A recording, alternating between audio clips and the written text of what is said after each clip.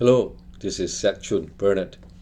Human being needs or is dependent on another to build his life. There is a line that says, "No man is an island." If we look around, we see that socially there is a need for people to work with others, to cope with life. When I was a teenager, some of my school friends were trying to form a pact between each other. There were a few good friends who wanted to build ties, so they tried to initiate a small group to be loyal to each other. The sign was to spit into each other's palm and then make a firm handshake.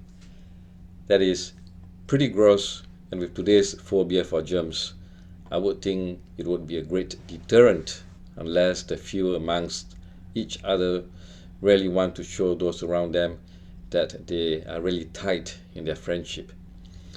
In some movies or stories, they even cut their palms and shake hands onto each other's bleeding palms, showing that they are willing to suffer pain, even to share each other's blood, to build a tie between each other, best friends forever, or blood brothers, as they say. It could be a statement, a symbol of a strong pact for members of a secret society. If one breaks the pact, a betrayal could lead to something of grave consequences. I work as a nurse practitioner and during physical exams have seen a few patients having a part of a finger missing. I was curious and asked what had happened. Two of the men gave their account that each of their fingers was amputated from gang-related activities. The two men had migrated from Mexico many years ago. Well, the point of the stories is that about 2000 years ago, there was a man whom we believe is God. He came and he asked John the Baptist to baptize him in the river.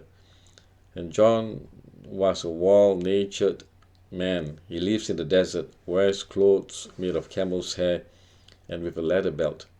He eats locusts and wild honey and lives an austere or ascetic life.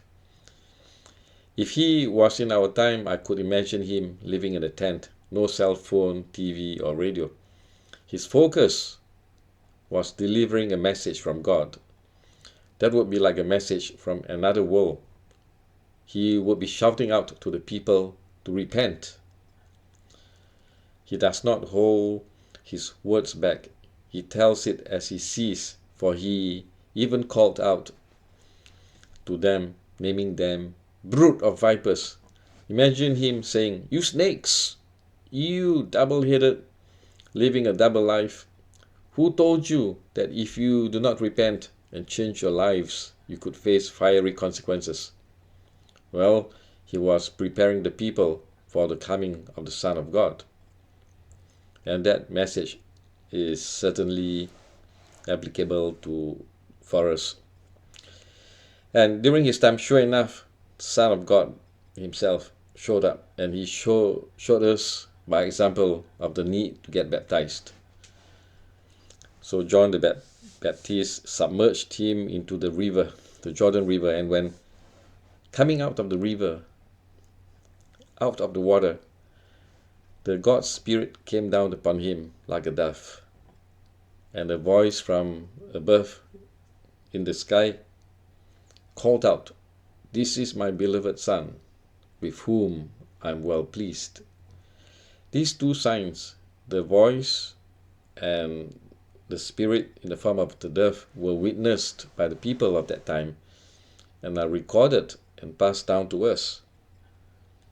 This event is shared with us with the hope that we can believe this phenomenon, or at least explore this Jesus ourselves and decide if we may believe he is truly the Son of God.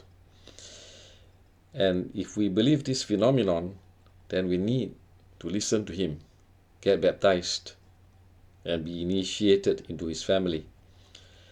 This man we call Yeshua, who many firmly believe is the Son of God, He wants us to get baptized. It is to receive this outward sign showing a commitment to those around us of our desire to live a life following the way of the cross.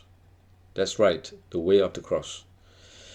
Do you dare be Christ's follower and accept him as a brother? God bless.